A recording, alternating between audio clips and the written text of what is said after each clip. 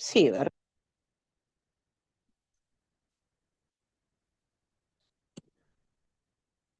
Ya está. Entonces, empezamos. Hoy vamos a hablar sobre las estrategias para la vigilancia y control del vector dengue. A ver, cuando nosotros hablamos de estrategias, vigilancia, de control para el vector dengue, hay que tener en cuenta algo bien claro para el personal de salud. Para nosotros manejar esas estrategias, pues necesitamos medidas de prevención, tanto también como las medidas de prevención y como las medidas del compromiso también de la comunidad, ¿no? Muchas veces, a veces tenemos una gran deficiencia en cuanto a las estrategias o vigilancia para este control, porque muchas veces la comunidad no permite de repente, ¿no? Ingresar a sus domicilios, hacer el control de las larvas, verificar cómo está el estadio de repente de sus recipientes, ¿no? Entonces muchas veces hay algunas deficiencias. Entonces, más adelante, conforme pase las PPT, vamos a ir explicando, ¿sí? A ver, ¿qué nos dice? Primero hay que saber qué vector vamos a trabajar en cuanto al control de vigilancia de dengue. Nosotros tenemos estas larvas o estos zancudos muy conocidos. Tenemos, por ejemplo, el Aedes aegypti. El Aedes aegypti es mayormente el vector de la familia de Flavivirus. Es un vector que mayormente ocasiona muchas veces síntomas muy complicados y a la vez también en ocasiones, si este dengue, si este vector es muy ocasionante en un área geográfica, en una o en un hábitat que de repente hay muchos números de casos sospechosos o ya número de casos con, ¿no? con complicaciones, porque ojo, hay que tener en cuenta, este vector puede ocasionar hasta la muerte y estamos hablando en el caso de un dengue clásico y un dengue hemorrágico, ¿cierto? Entonces, para lo que es dengue tenemos el vector Aedes aegypti y para lo que es malaria tenemos el Anopheles, ¿no? Y también otros vectores como tenemos la leishmaniosis, ¿no? Que es lo que provoca muchas veces el paludismo, ¿no? Dentro de la coordinación de actividades de la vigilancia, tenemos que las situaciones de emergencia, para esto tenemos que hacer una vigilancia y control. Vamos a tener una vigilancia y control también de acuerdo a lo que se puede ejecutar o evaluar de acuerdo a las acciones de control.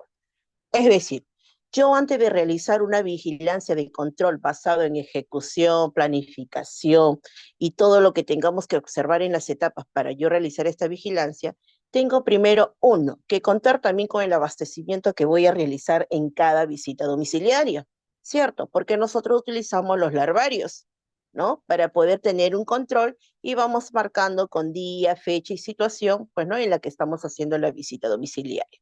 Si bien es cierto, para ello tenemos que evaluar acciones. ¿Qué acciones pedimos muchas veces? ¿No? Por ejemplo, aquí compromiso bastante de la persona, de la comunidad, ¿no? En que se pueda poner, pues, ¿no? Permitirnos nosotros tener un control constantemente, ¿no? Para ver cómo va estos a focalizarse, ¿no? Dentro de ello también tenemos un control integrado. En el control integrado y una forma focalizada y oportuna, optimizando los recursos químicos. Por ejemplo, ¿no?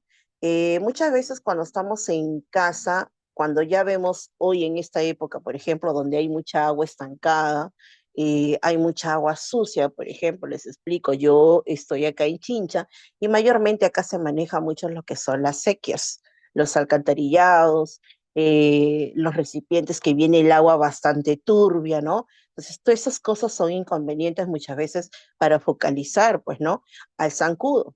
Mayormente estos zancudos pues se suelen alojar en los criaderos donde hay bastante contaminación ambiental, cuando hay una deficiencia también ambiental, pues, ¿no? Cuando hablamos de deficiencia ambiental es muchas veces, no solo es por decir la parte geográfica donde uno vive o se aloja, sino también la parte de nuestra casa, ¿no? ¿Por qué? Porque muchas veces tenemos en casa, tenemos floreros de repente acumulados con aguas 2, 3 o 4 días, pues, ¿no? Y no cambiamos, o de repente estamos en casa y vivimos en alrededor, pues, ¿no? De plantas, ¿no? Entonces, todo ello, ¿no? Entonces, tenemos que tener un control integrado de forma focalizada y oportuna, optimizando los recursos químicos y existentes, dando un uso racional a los mismos, ¿no? Por ejemplo, ¿alguien de aquí sabe cuáles son las características del dengue? ¿Alguien me podría responder, por favor?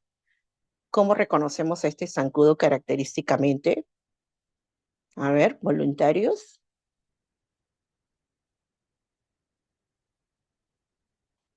A ver, ¿qué característica tiene este vector?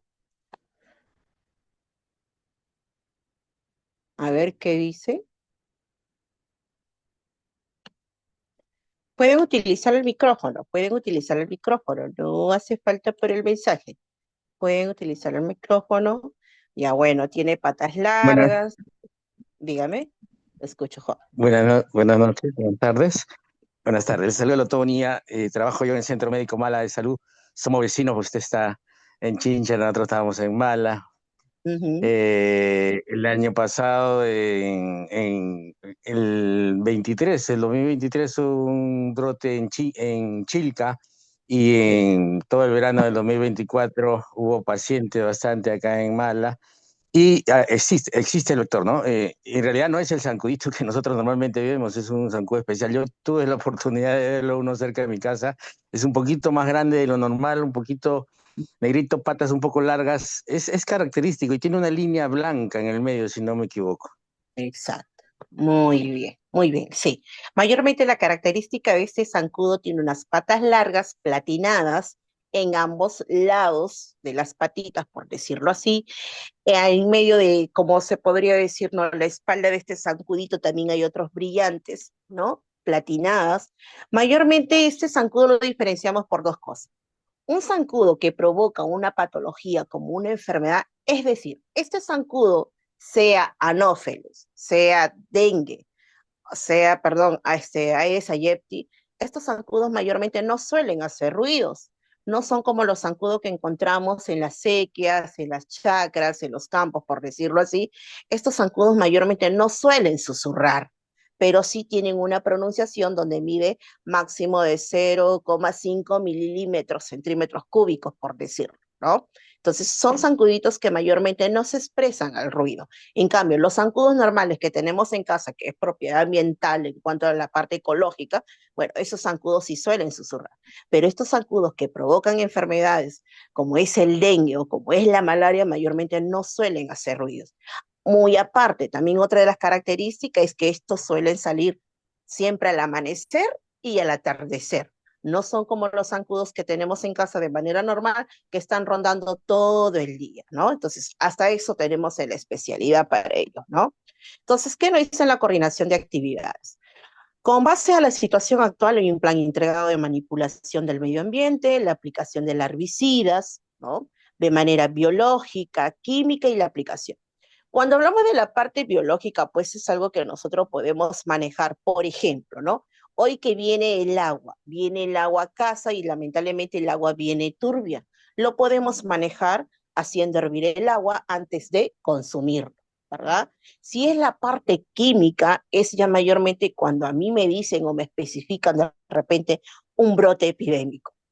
Hay que recordar que dentro de la vigilancia, en cuanto a vectores, nosotros tenemos cuatro términos importantes. Tenemos el brote epidémico, tenemos la epidemia, la pandemia y la endemia. Yo tengo que saber cuándo voy a actuar con mis actividades de vigilancia. Si es un brote, si es una epidemia, si es una pandemia o si es una endemia. Por ejemplo, si a mí me dijera un brote, ¿a qué llamo yo un brote epidémico? A ver, voluntarios. ¿A qué llamaría un brote epidémico? Un brote epidémico es cuando en un lugar no existe la patología siempre, o sea, no es endémico, y que la epidemia dura un tiempo determinado, ¿no? Exacto, ¿no? Un brote, es decir, es una sospecha de un caso, ¿no? Ese es un brote epidémico. Pero cuando hablamos de una epidemia, ya vemos más de 4 a 5 casos. Es decir, ya es un brote focalizado, donde sí o sí el personal de salud tiene que estar comprometido a actuar para esto, ¿no? Y cuando hablamos de una endemia, ya estamos hablando de un área geográfica, es decir, de repente, Mala ya tiene más de 25, 40, 60 casos pacientes con dengue, ¿no? Pero Chincha no tiene, pero ya es un brote endémico, ¿no? Y cuando hablamos pandémico, pues ya estamos hablando a nivel nacional, todo, ¿no? Se ve por todo el área geográfica, ¿no? Entonces, proseguimos. Con base en la situación actual, el Plan Integrado de Manipulación del Medio de Aplicación, de herbicidas de manera biológica, química y aplicación de adulticidas, ¿no? Es conveniente recordar que el uso de los productos químicos para el control de larvas y adultos de la Aedes aegypti se recomienda solamente para situaciones de emergencia sanitaria, es decir, cuando localizamos una epidemia de casos confirmados, ¿no? Por ejemplo, ¿cuáles son los signos y síntomas de un dengue clásico a un dengue hemorrágico?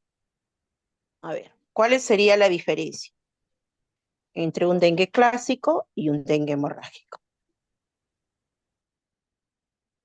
Eh, una, un aporte en todo caso, ¿no? Estamos con lo que estamos manejando ahora y nos pidieron que ya no utilicemos mucho esos términos de dengue clásico y dengue hemorrágico, sino los términos de dengue sin signos de alarma, dengue, o sea, lo que es la clasificación A, B y C, ¿no? Dengue sin signo de alarma, dengue con signo de alarma o sin signo de alarma, pero con factores o factores predisponentes o en todo caso comorbilidades, dengue con signo de alarma y dengue grave.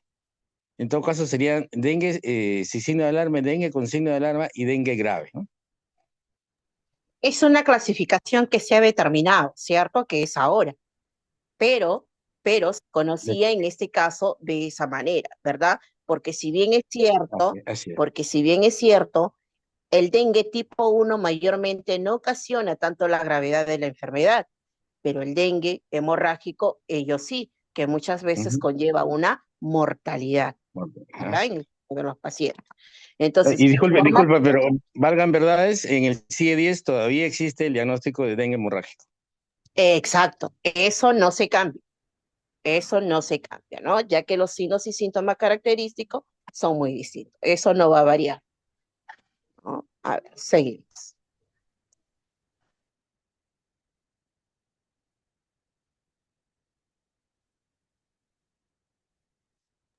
Seguimos, ¿no? Posterior a la emergencia se debe implementar un sistema de vigilancia de los vectores en cuanto a la Aedes aegypti o el Aedes albopictus, ¿no? Estas localidades intervenidas con el objetivo de mantener los índices de infestación del vector, uno de los niveles mínimos para riesgo de transmisión del dengue. Es decir, ¿no? Una vez ya que nosotros vemos un brote epidémico, en cuanto a ello en algún paciente, nosotros ya tenemos que actuar antes de que esto se pueda manifestar y el riesgo pueda ser mayor aún de la transmisión, ¿no? Porque lo que se quiere es prevenir y disminuir el método de transmisión. En el dengue clásico, mayormente, o el dengue tipo 1 que tenemos, se manifiesta muchas veces por la fiebre alta. Tiene el malestar general y mayormente tiene lo que son las mialgias, ¿no? Y también tiene un brote de erupción a nivel de la piel. Pero ojo, esta enfermedad del dengue es conocido como la enfermedad, ¿cómo se reconoce esta enfermedad del dengue? La enfermedad, a ver,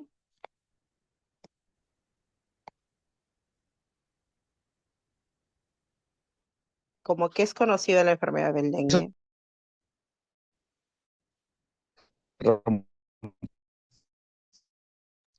La enfermedad rompe huesos, ¿verdad?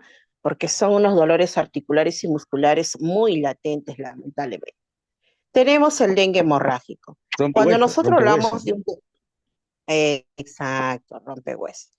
Tenemos el dengue hemorrágico, ¿no? Dentro del dengue hemorrágico, pues obviamente su propia palabra dicha lo dice. Muchas veces este dengue hemorrágico daña los órganos y el paciente puede manifestar las siguientes situaciones clínicas. Por ejemplo, puede mostrar una epístasis.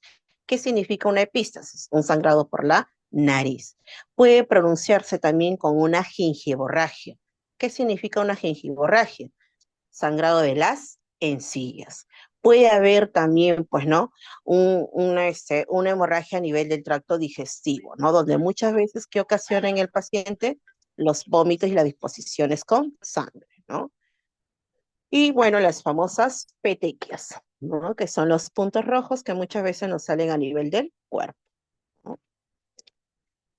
En estos casos, si nosotros sospechamos pues, de la manifestación del dengue, lo más probable es que la persona debe acudir a un puesto de salud, centro hospitalario, ¿no? Una clínica o una consulta médica. ¿Por qué? Porque si esto no es detectado a tiempo, no es controlado a tiempo, muchas veces puede ser mortal para el paciente y puede hacer un tipo de dengue grado 2, ¿no? Y se puede agravar la situación. Por ejemplo, hoy en día hay un tratamiento específico para el dengue, según MINSA. ¿Ya declaró un tratamiento específico para el dengue o solamente seguimos con el tratamiento ambulatorio? A ver, ¿qué opinamos?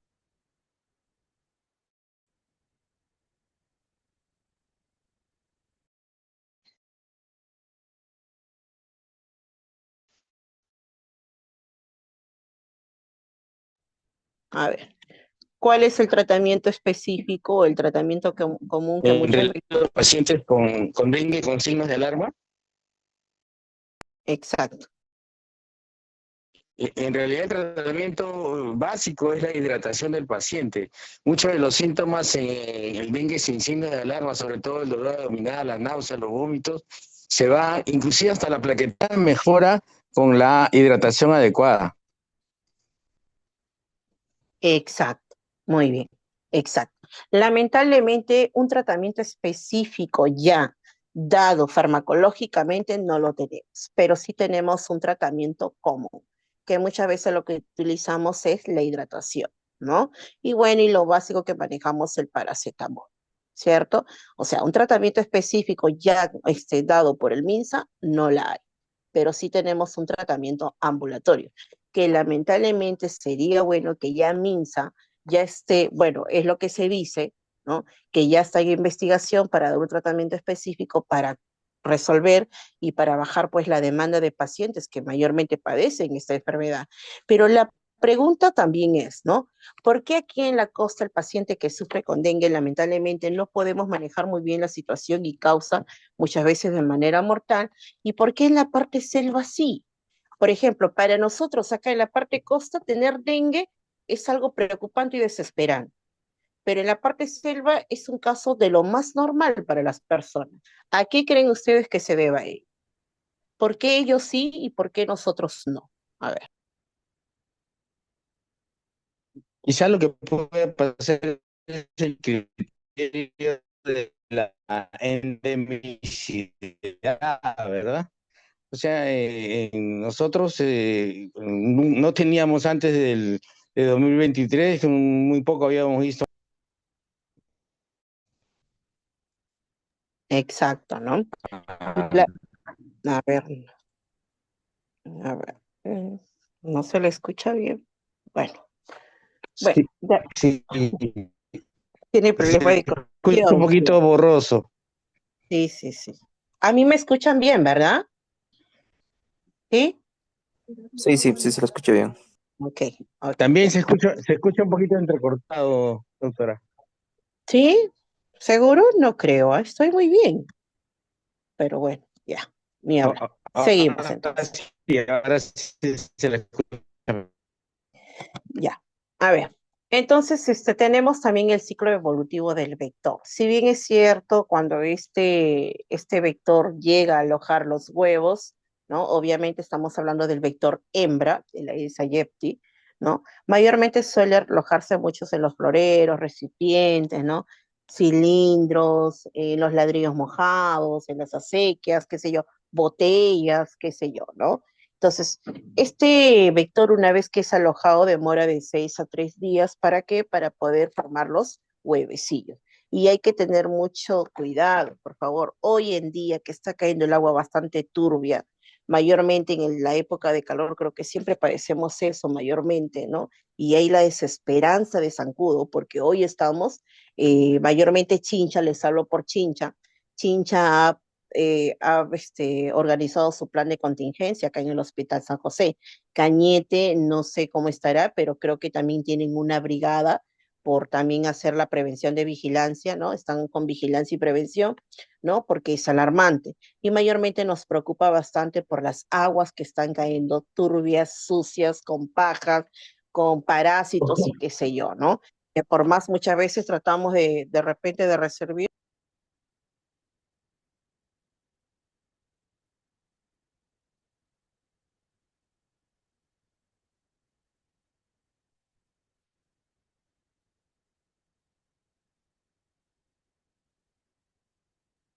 muchas veces tenemos que, disculpen, ¿sí?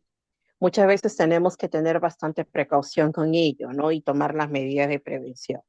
Entonces, estas larvas, perdón, una vez que son alojadas en algún recipiente, demoran de 6 horas a 3 días.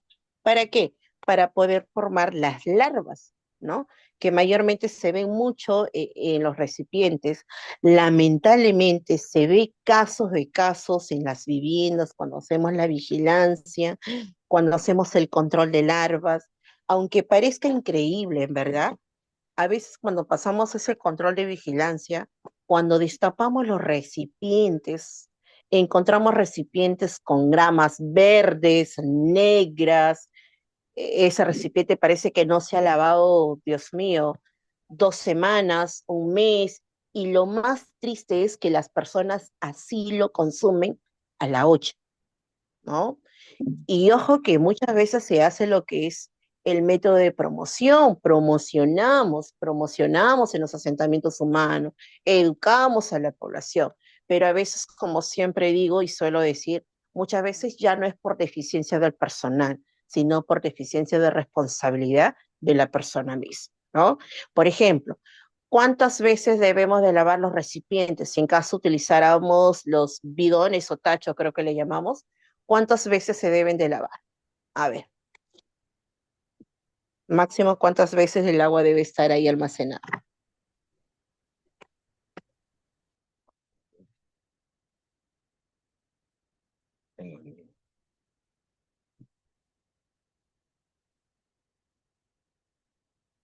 A ver, ¿qué sugerimos? ¿Cuántas veces el recipiente debe ser lavado? A ver, dejando un día, todos los días, dejando 2 días. ¿Cuántas? A ver. De tres, Por lo común, ay, no puedo.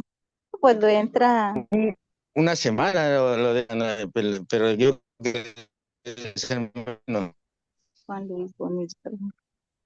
Después de una semana debemos de lavar el recipiente, ¿sí? No, No, no puedo. Cada 3 días, pues. Es lo común, pero no digo lo más ideal es cada 3 días. Sí, que Ya, lo más ideal, ¿no? puedo. Cada 3 días, ¿no? A ver, si pagas tu micrófono, por favor, ¿sí, Dalia? Por favor, hija, ¿sí? Ya No está, puedo. ya. ¿Qué más? Tenemos pues que las larvas mayormente se suelen almacenar en el agua, se alimentan del plantón. Plantón, obviamente, porque si no lavan los recipientes, obviamente nacen lo que son esos tipos algas, gramas, por decirlo así, porque mientras que los días pasan y ese recipiente no es lavado, lamentablemente va tomando un color verdoso y ese color verde se va formando pues en planta, ¿no? Pasan por 4 estadios, hay una evolución de 4 a 7 días. Es decir, una vez que ya el dengue, la Aedes aegypti, puso los huevecillos, a los 7 días ya viene a ser una, ¿no? Larva. Después de ello pasa lo que es hacer una pupa, ¿no? Que es muy resistente, no se alimenta, pero permanece flotando durante 2 a 3 días. Y muchas veces, ¿qué es lo que pasa? Es ahí donde consumimos el agua, ¿no? Entonces, en ello hay que tener bastante cuidado. Miren, esta es la característica, ¿no? De la Aedes aegypti. Tiene patas alargadas, mide 0,5 milímetros centímetros cúbicos, tiene patas platinadas, tiene 2 organelas largas, por decirlo así, ¿no? Que suelen picar, y mayormente, pues, este Aedes aegypti es hembra, ¿cierto? Porque tiene todo el almacenaje de lo que es la sangre donde ha sido picado, pues, a la víctima, ¿no? Mayormente. Los factores de riesgo. Elevadas manifestaciones del vector Aedes aegypti en áreas urbanas y semiurbanas, ¿no? Es decir, en los asentamientos humanos más que todo, ¿no? Hay circulación de varios serotipos del virus del dengue, ajá, tenemos flavivirus 1, 2, 3, 4 y hasta 5. Hay gran capacidad del vector de la Aedes aegypti para supervivir respecto a los métodos de control. Pero, ¿cuál es la mayor preocupación? Que muchas veces los casos aumentan. ¿Por qué? Porque hay insuficiente participación comunitaria, ¿no? Es decir, la comunidad muchas veces no tiene compromiso.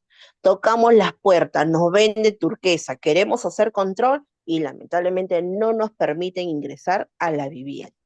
No nos permiten poner los larvicidas a los recipientes, no nos permiten ingresar a casa, ¿no? Entonces, muchas veces es por esa deficiencia, ¿no? Ya no es tanto responsabilidad del personal, sino de las personas. Y es una pena porque muchas veces ocasiona la muerte, ¿no? Tenemos la ecología y el hábitat, ¿no? Bueno, en el lugar donde nosotros mayormente estamos habitando, ¿no? Por ejemplo, hablábamos nuevamente y tocamos el tema, si viviéramos en la selva, hay dengue todos los días, ¿no? Pero es controlable y manejable porque ellos ya tienen un estilo de vida más acostumbrado. En cambio, acá en la costa, para nosotros tener dengue es alarmante, ¿no? Hay desplazamientos Licenciada, masivos. Dígame. disculpe, licenciada. Yo trabajo por la selva de lo que es Puno, por la parte de la selva de Puno. Y bueno, acá lo que pasa, como usted comenta, que la gente está acostumbrada, claro, una parte es verdad, pero como también no. La gente de acá, bueno, lo que me he topado con la realidad es otra por acá. La realidad es que llueve constante, no se sabe si va a llover o va a solear, y en casos es que no hay agua. Entonces ellos almacenan agua de lluvia y demás.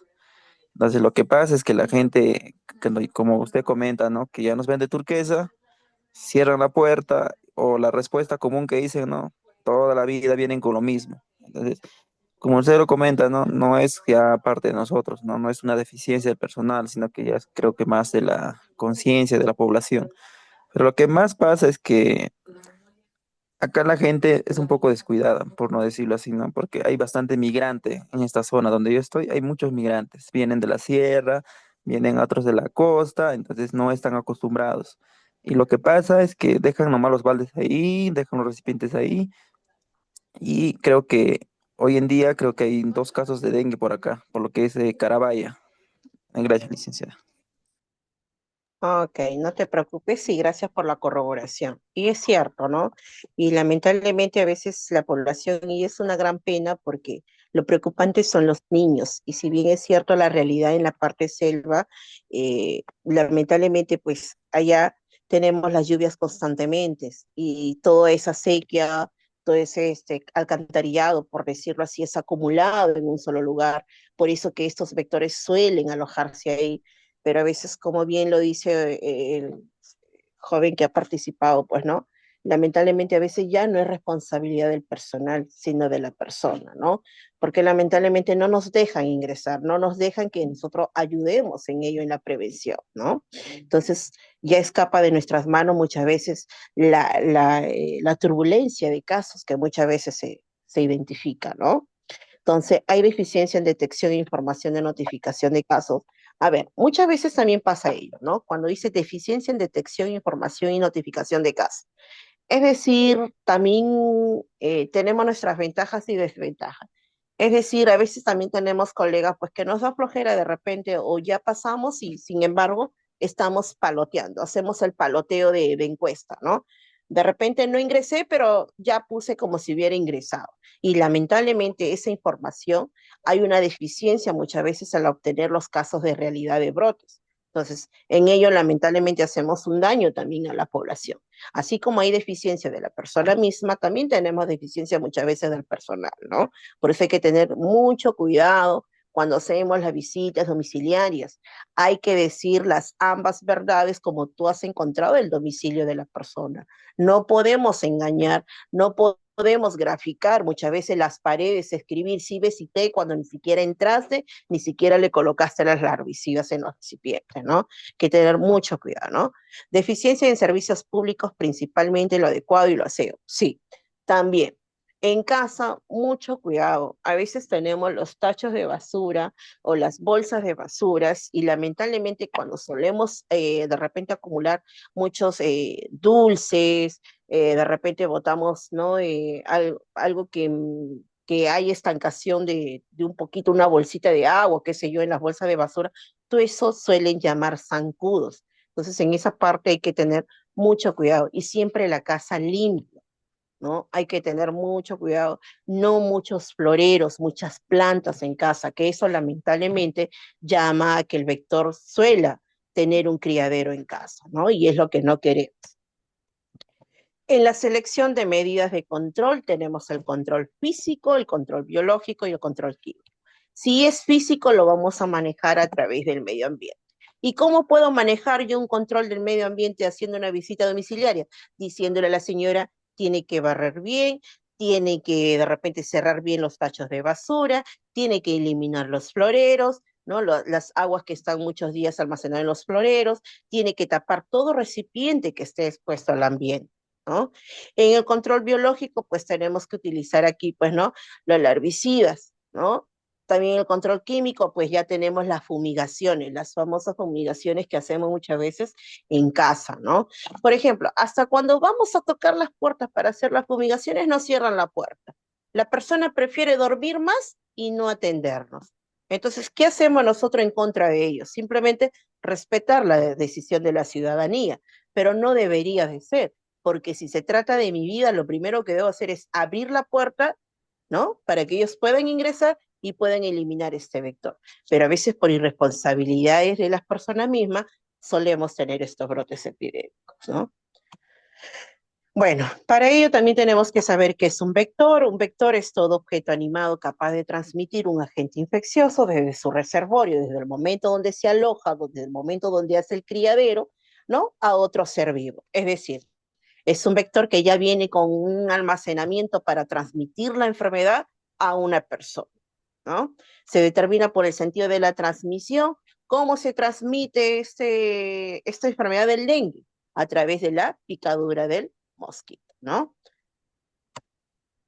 Dentro de ellos hay tipos de vectores, tenemos vectores mecánicos, que son los que transportan a la gente en forma inespecífica sin que se modifique o se reproduzca.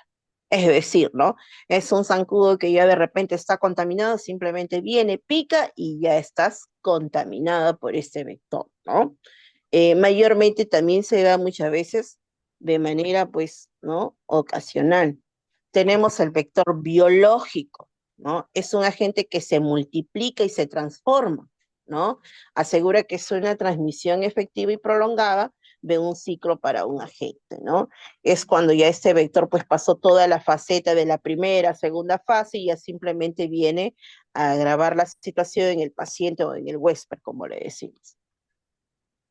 En el mecanismo de transmisión tenemos de dos maneras. Tenemos de manera inoculación y contaminación. ¿Cuándo se dice de manera inoculación? Cuando el huésped fue picado por el zancudo, ¿no? Cuando obtuvo una picadura.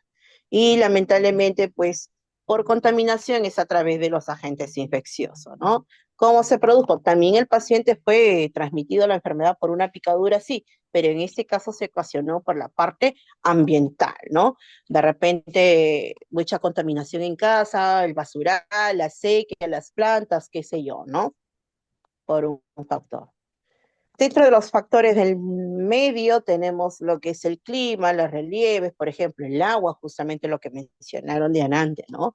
Cuando hay lamentablemente las lluvias que se presentan muchas veces en la parte selva, cuando hace este estancamiento de lluvias, pues ahí mayormente suelen almacenarse este vector. También la hidrografía, ¿no? Tengo que saber en qué lugar me estoy alojando, ¿no? De repente estoy en una vivienda, voy a comprar un terreno donde hay muchas plantas, mucho campo, es lógico y es obvio que va a haber pues este vector rondando, ¿no? La vivienda, ¿cómo tiene que estar mi vivienda? Limpia, ¿no? Por ejemplo, ¿qué hacemos si estamos en casa y ahorita estamos alarmados porque hay episodios de dengue? ¿Qué hacemos en casa? ¿Qué medidas preventivas tomamos? A ver, ¿qué medidas preventivas tomamos ahorita si nos dice que estamos con la vigilancia de prevención y control ante dengue? Porque ya he visto brotes epidémicos. A ver, ¿qué medidas tomamos en casa? Bueno, la eliminación de los reservorios que puedan contener agua, ¿no? Y desde el punto de vista de repente en la población, o sea, de los entes de salud, de la fumigación en las áreas donde se sabe que ha habido brote o ha habido paciente, ¿no? Claro, sí, claro que sí, ¿no? Entonces, uno de las medidas de prevención es, uno, lavar de repente mis recipientes interdiariamente durante la semana. Dos, eliminar todo recipiente almacenado con agua en casa, ¿no? Y 3, de repente utilizando, ay, ¿cómo se llama ello? Em, eso que Larvicidas. bota exacto, muy bien, ¿no? También. Tenemos también que evitar, pues, ¿no? Otro de los factores, la contaminación, ¿no? Y la población, pues, también, pues, ¿no? Por ejemplo, el paciente que se le ha transmitido la enfermedad del dengue, ¿puede tener contacto con otras personas? Sí, sí, el problema es el vector. Un comentario, Exacto, un comentario que exacto. creo que tiene que ver sobre todo con la última parte de lo que es población humana, ¿no? Como le digo, por ejemplo, acá en Mala ya no hay casos, pero la semana pasada se detectó una paciente que estando acá en Mala empezó a hacer el síntoma del dengue, pero es una paciente que vino de Satipo. Entonces fue considerado un caso importado nacional y no tenemos, se dice, bueno, se le avisó a mí, no, yo trabajo en el salud, se avisó a mí soy Salvarrido, y gracias a Dios todavía no se encuentra ningún caso, digamos, reportado propio, ¿no es cierto? Pero es importante, sobre todo en la parte de lo que dice población humana, entender, y eso está en la notificación que supongo vamos a conversar en un rato, la notificación tiene que decir los últimos 14 días donde estaban las personas, ¿no? Porque eso es importante. Exacto, muy bien, ¿no? Cuando hablamos de la población humana, estamos hablando, pues, ¿no? Viendo de esta persona de dónde ha venido. De repente yo vivo en Chincha, pero esta persona que ha sido de caso sospechoso, de repente viene de otro lugar. Entonces tenemos que hacer la notificación del caso, ¿no? Porque no podemos dejar en ello que pase de percibido. Tenemos que tener el control de la vigilancia, ¿no? Dentro de ello, dengue pues es una enfermedad infecciosa causada por un virus llamado flavivirus. La forma de que una persona se contagie de esta enfermedad es a través de la picadura del zancudo Aedes aegypti, ¿no? ¿Qué más? ¿Qué dice la importancia sanitaria? Resultan nocivos para la salud humana, ¿no? Y para el animal también, pues, ¿no? Su acción provoca severas persecuciones socioeconómicas. Mire, mayormente cuando hablamos de las persecuciones socioeconómicas, obviamente el tratamiento, como vuelvo a repetir, todavía no tiene una especificidad exclusiva, pero sí se maneja un tratamiento común y manejado, ¿no? Tenemos lo que es la parasitosis transmitida también por los vectores, que muchas veces provoca el paludismo, ¿no? En ello mucho cuidado también porque hay índices de morbilidad y mortalidad. También se registran cambios permanentes en la presencia y la transmisión de agentes por estos insectos, ¿no? Que mayormente pues llevan a las transformaciones ambientales. A ver acá. En las actividades para el control del vector tenemos la lucha química, ¿no? Donde vamos a utilizar los larvicidas, las fumigaciones, tenemos el ordenamiento ambiental, de acuerdo a cómo vamos a ir ordenando paulatinamente en el sector donde estemos alojando. Tenemos el saneamiento también, el ordenamiento de agua, el estancamiento, ¿no? Tenemos el ordenamiento de hábitats también, la eliminación de desechos, cómo deben de ser manipulados, guardados, ¿no? Para ello. Tenemos la reducción de fuentes también y algo muy importante que de repente en esto todavía nos falta un poco a los profesionales es la educación para la salud, ¿no? Porque mayormente para educar a la población tenemos que salir a los asentamientos humanos, a las zonas rurales, urbanas, para poder educar a la población y tengan prevención de ello, ¿no? Ya en ello quedará el nivel de conciencia y responsabilidad, cómo actuar, ¿no? Ya que no pueden descuidar de ello. A ver, voy a presentarle otra PPT, un momentito, ¿sí? Por favor. Un momentito, por favor. Vamos acá. Mm, mm.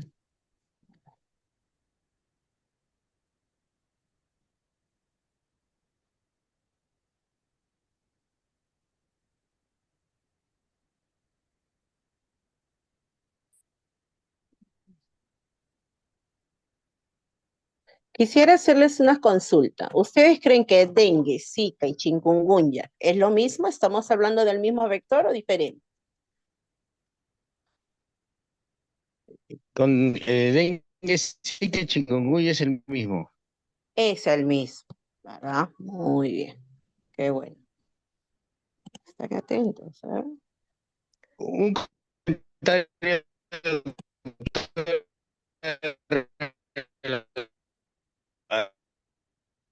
transmisión, ¿no?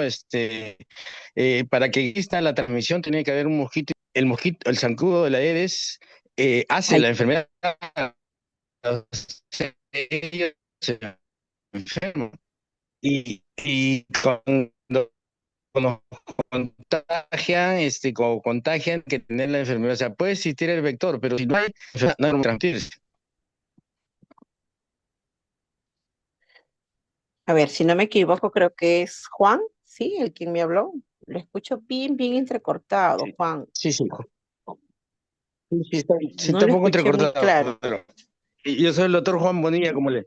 Sí, sí, el Ah, comentario era ok. que ¿ahora me escucha un poco mejor, doctora? Sí, sí lo escucho, doctor. ¿Me Sí, escucha mejor? Sí. Sí, sí. justamente esa es la idea, ¿no? Hay que transmitirle a la población que el contagio es cuando hay la enfermedad, o sea, cuando el mosquito pica a alguien que tiene dengue y el mosquito hace la enfermedad. Y nos contagia cuando nos pica, ¿no? Exacto. Así de claro. Así de claro está. Eso es bien claro para la población.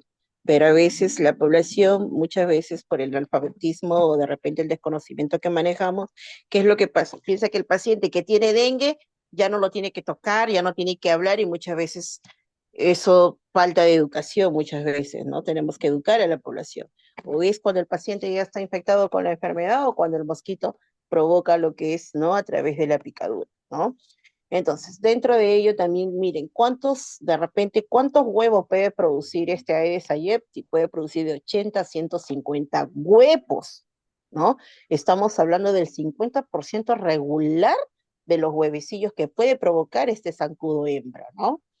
Mayormente se le conoce pues a un zancudo también con la enfermedad rompehuesos. ¿Por qué? Porque provoca unas mialgias y unas artralgias terribles, que por más que muchas veces se le indica al paciente, porque lo he visto y también se ha manejado, le indicamos el paracetamol o el naproxeno para el dolor muscular y lamentablemente no hay medicamento que pueda atrofiar estos dolores, ¿no? También se desplaza de 300 metros, ¿no? Alrededor del lugar donde mayormente estamos alojados, ¿no? Y pica durante la amanecida y el anochecer, ¿no? A ver acá. Dentro de este zancudo también tenemos, pues, de manera de división. Tenemos lo que son los artrópodos, que son acá, la manera, ¿no? Si visualizan acá donde están los palpos y las antenas, que son cuerpos, patas articuladas, ¿no? Tenemos la insecta, que mayormente es la que divide las tres capas de la parte del zancudo, ¿no? Donde están las alas y el tórax, por decirlo. Y tenemos la diptera, que es alas de un par y la modificada, ¿no? Pero mayormente estamos hablando de la parte media, ¿ya? Y la parte de la cola modificada, ¿no? Aquí está, el esquema de transmisión, ¿no? El Aedes aegypti no infectado, pero supongamos, ¿no? Vamos acá. Este Aedes aegypti no está infectado, pero sin embargo la persona está infectada. Si este zancudo suele picar a la persona infectada, ¿suele llevarse la enfermedad o no a otra persona? A ver, ¿qué decimos? ¿Sí? ¿No? Miren ese ejemplo. Este Aedes no está infectado, pero la persona sí. Si este Aedes suele picar a esta persona infectada, ¿se infecta o no se infecta con la enfermedad? Sí, se infecta. Claro, sí se infecta, ¿no? Y una vez que este Aedes aegypti ya está infectado, obviamente va a transmitir la enfermedad a través de la picadura a una persona sana, por la cual va a ser diagnosticada con dengue, zika o chikungunya. Y la pregunta será, ¿y cuál será la diferencia entre los tres? Entre dengue, zika y chikungunya. Porque muchas veces es confundible, ¿ah?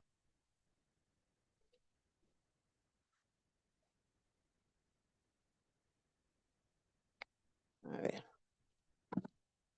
¿Sabrán cuál es la diferencia entre dengue, zika y chikungunya en cuanto para el control de prevención?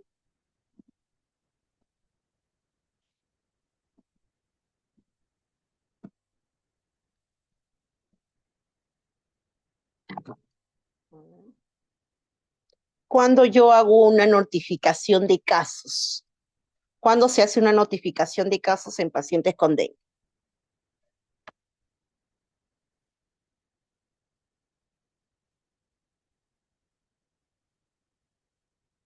ver, estamos aquí, ¿sí? Bueno, yo voy a hacer una notificación de casos en un paciente con dengue, obviamente una vez que tenemos un caso sospechoso o ya un caso probado, ¿no? Desde ahí mayormente hacemos la notificación para poder manejar y hacer lo que es la promoción y prevención sobre la enfermedad y que no haya más brotes epidémicos, ¿no? Los síntomas característicos mayormente en un paciente con dengue es la fiebre alta mayor de 38 grados centígrados, tenemos la cefalea, tenemos también el dolor, pues, ¿no? De los ojos también. En muchas ocasiones se ponen las pupilas de color rojizas, tenemos las mialgias, las artralgias, que son dolores musculares y dolores articulares, tenemos vómitos y diarreas, tenemos la falta de apetito, ¿no? Y en algunas ocasiones también se pierde, pues, el sabor, pues, ¿no? También algo muy, muy característico en las personas, ¿no? Y las erupciones. Bueno, estas son las diferencias entre los tres. Eso lo pasamos acá. Los determinantes del dengue. Cuando hablamos de los determinantes del dengue, tenemos nivel social, estilo de vida, factores ambientales y factores fisiológicos. Dentro de ello está dividido de manera macrodeterminante y microdeterminante. Por ejemplo, dentro de los macrodeterminantes tenemos los sociales. El nivel educativo, el ingreso, el nivel socioeconómico y la prestación de servicios, ¿no? De repente hay pacientes que de repente no cuentan con lo que es el SIS, no tienen cómo manejar la situación, son de nivel socioeconómico muy bajo, ¿no? O de repente muchas veces también cuando hay el nivel de repente, ¿no? De servicio de prestación, muchas veces cuando vivimos en zonas alejadas y no podemos acudir, pues no con facilidad. En los estilos de vida tenemos el autocuidado, las costumbres, la acumulación de agua, los conocimientos en cuanto a la enfermedad del dengue, ¿no? Las costumbres, de repente paciente que vive en las viviendas muy desordenados, hay deficiencia de limpieza, ¿no? No hay un cuidado como debería de ser, de repente la deficiencia de almacenamiento de agua también, pues, ¿no? Que no suelen lavar los recipientes interdiariamente, sino de repente al mes o a los 2 meses, o de repente ni lavan los recipientes, ¿no? Entonces, eso también es un determinante del estilo de vida. En los factores ambientales tenemos el lugar geográfico, ¿no? Tenemos la vivienda, la disposición de residuos sólidos también, que muchas veces involucra bastante, ¿no? Y los factores fisiológicos, pues que no mide edad, ni sexo, ni raza. Ataca en cualquier momento y a cualquier edad, ¿no? Bueno, aquí vean antes los que le decía cuál era la diferencia de repente ante el dengue. Nosotros tenemos que conocer lo que es endemia, brote, epidemia y pandemia. Sabemos que la endemia mayormente es cuando a largo tiempo de una población ya hay una zona determinada, diagnosticada con número de casos con esta enfermedad, ¿no? Es decir, si ya tenemos esto, obviamente han sido personas ya notificadas con sospecha de la enfermedad. Cuando hay un brote es una aparición, ¿no? Es un lugar que mayormente se ha focalizado, pero aún está en estudio, ¿no?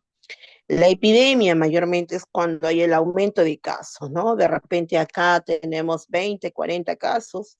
Bueno, si bien es cierto, en Cañete hubo un alto índice también de dengue en el año 2024, Chincha también fue epidemia, pero gracias a Dios manejable inmediatamente, ¿no? Se pudo reducir los casos. Tenemos lo que es la pandemia, pues que ya aquí se extiende por todas las regiones y es a nivel continental, pues, ¿no? Ok. La transmisión, para que en un lugar haya transmisión de la enfermedad, tiene que estar presente de forma simultánea el virus, el vector y el huésped susceptible, ¿no? El virus que es el flavivirus, el vector que es el Aedes aegypti y pues el huésped susceptible que es la persona, ¿no? Las características de esa Aedes aegypti es que es un pequeño insecto blanquinegro con rayas blancas, ¿no? Al nivel del dorso de las patas, si lo vemos acá, ¿no? Mide aproximadamente 5 milímetros. También pica a las primeras horas de la mañana y al atardecer, es decir, al amanecer y al anochecer, ¿no? ¿Dónde vive mayormente este vector? Mayormente en espacios cerrados, en sitios oscuros, por eso suelen salir de noche, los lugares frescos y en sombra. Las hembras ponen los huevos en el agua acumulada, cuando hay de repente alcantarillado, sequías o qué sé yo, pues, ¿no? En los alrededores de las casas, escuelas, ¿no? Las larvas que salen de los huevos del mosquito viven en el agua durante una semana. Por eso se decía que la fase de inoculación demora de 3 a 7 días, ¿no? ¿Dónde se crían los mosquitos? Mayormente pues en los barriles, tambores, frascos, floreros, tanques, cisternas y botellas, ¿no? Bueno, y ahí está el ejemplo. ¿Qué consejos se pueden dar para eliminar estos huevos de los mosquitos? Obviamente, si fuesen los recipientes o bidones, rasquetear bien con una escobilla para poder eliminar toda esa acumulación de larvas, ¿no? Si hay floreros en casa, cambiar seguidamente el agua. Si hay llantas, hay que eliminar y siempre estar, pues, ¿no? En vigilancia constante de que no haya acumulación de agua, ¿no? Los techos con ranuras que muchas veces en la vivienda vemos con estas escaletas, también, ¿no? Siempre limpiarlos para liberarlos de agua y no se pueda formar un criadero, ¿no? Las rejillas también muchas veces, ¿no? ¿Cuál es el tratamiento? Mayormente no hay una vacuna específica, si bien es cierto, no hay un tratamiento específico, si bien es cierto, pero sí hay un tratamiento común y manejable por ahora hasta que Minsa dé nuevo aviso del tratamiento y ojalá que Dios quiera aparezca una buena vacuna para ello, ¿no? Para así evitar las mortalidades en las personas. Aquí mayormente se indica pues reposo al paciente, consumir líquidos, tratarse con los medicamentos para la fiebre, que lo más común tenemos el paracetamol y ibuprofeno, ¿no? También hacer una prevención utilizando los mosqueteros, que son esos tules tipo cortinas, ¿no? En el área hospitalaria o en casa. Tenemos que usar las ropas que nos cubran muchas veces de las picaduras si en caso trabajamos en campo o estamos expuestos al lugar, pues, ¿no? Y bueno, y si el síntoma se llega a empeorar, pues lo más lógico es acudir al centro hospitalario, ¿no? Ok, si usted presenta algún síntoma relacionado con estas enfermedades, acude inmediatamente al médico y no se automedique. Ok, bueno. ¿Alguna pregunta hasta aquí de repente? ¿Sí? Por favor. Doctora, un comentario, o en todo caso también sería una pregunta en relación al uso de algunos agentes que puedan atacar al vector, ¿no? Había el uso de es como un parásito que es la Wolbachia. No sé si algún conocimiento en eso, creo que en Colombia estuvieron utilizando.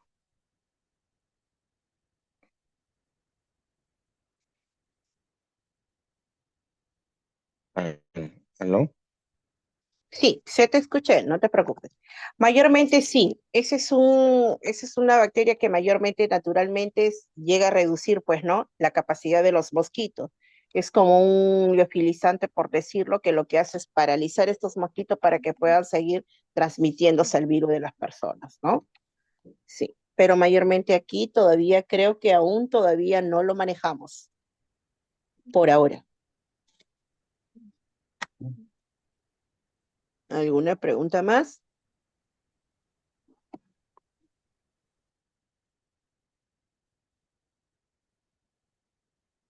Y mayormente ese parásito de lo que es la urbacia, mayormente pues son fenotipos diferentes. En muchos casos, mayormente suele ser partogénesis, mayormente, ¿no? Hay lo que provoca es una incompatibilidad citoplasmática en el vector, ¿no? Lo que permite una inmunización. ¿Alguna pregunta más? ¿Algo más que preguntar?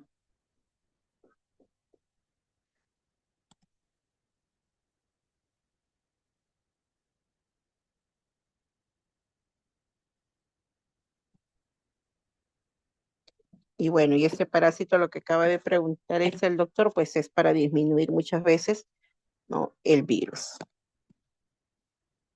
Mm. Ya. Bueno, chicos, para dar por concluido ya la capacitación, les sugiero yo, por favor, que una vez que hemos terminado el día de hoy, lo que es vigilancia y prevención en cuanto a lo que es dengue, soliciten su certificado, ¿sí? Sobre esta capacitación al área correspondiente, ¿sí? ¿Alguna pregunta más? Ya que estamos en breves por terminar. Doctora, Dígame.